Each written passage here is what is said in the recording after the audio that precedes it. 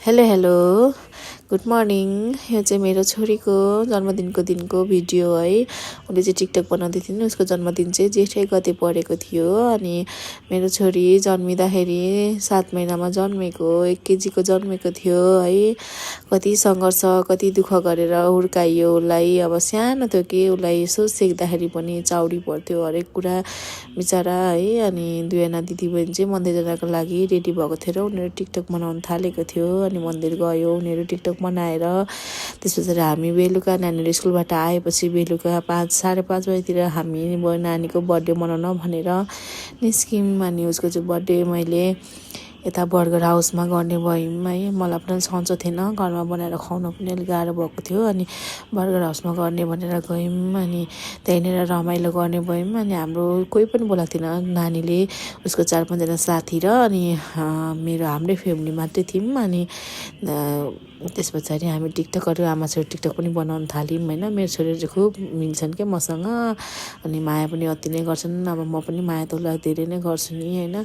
कहिले त गाली गर्नुपर्छ, गाली गर्दा चाहिँ रिसाउँछन्। अनि सबैजना बस्नु भइरहेको छ, अब केक काट्ने बेला आउँदैछ। अनि मेरो छोरी चाहिँ आजदेखि 14 वर्ष लागेकी थिइन् होइन।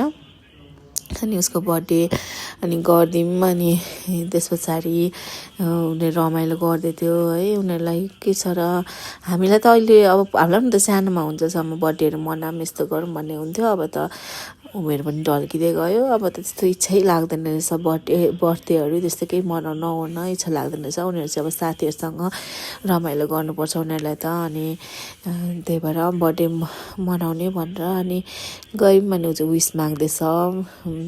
क्यान्डलहरू फुक्नुभन्दा अगाडि विस मागेर क्यान्डल फुक्यो उसले है। अब 14 वर्ष लाग्यो। मेरो छोरी पनि ठुली भयो है। हेर्दा हेर्दै अब 2टा छोरी छन् मेरो, 2टा छोरी पनि ठुला भए।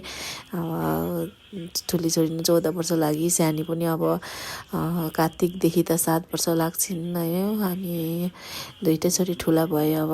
अनि उनीहरू अब साथीहरूसँग यहाँनिर खानाहरू पनि खाँदै थिए। उनीहरू साथीसँग रमाइलो गर्दै थिए। उनीहरू एकै ठाउँ बसेर खाँदै थिए। अनि म चाहिँ यताउता हेरिरहेको थिएँ कसलाई के पुगेन कि भनेर होइन।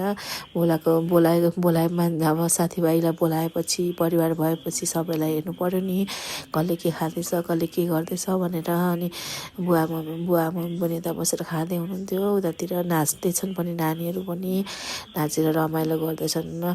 अनि उनीहरूलाई खुब राम्रो, सबैभन्दा ठुलो भनेकै अब आफ्नो बच्चा बच्चीहरू उनीहरूको साथीभाइसँग रमाइलो गरून्, उनीहरू खुसी हुन्। हामीलाई त्यही हामी त्यसमै खुसी छौँ भनौँ न है। हामीलाई त अब के छ र नानी